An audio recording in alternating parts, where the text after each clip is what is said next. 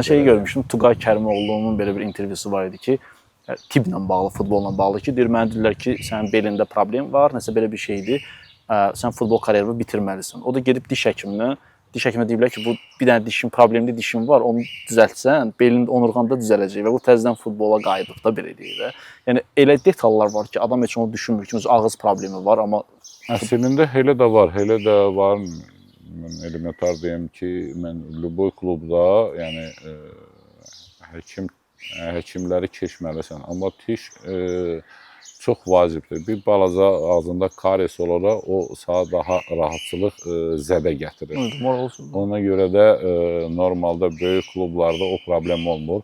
Bütün futbolçuları yoxlatdırırlar, gətirdirirlər tiş həkiminə ki, baxsın, ağzında bir balaca problem yoxdursa, məşqlərə davam. O naqruska futbolçuya verəndə əgər balaca ağzında problem olsa, o mütləq şəkildə zədə gətirir.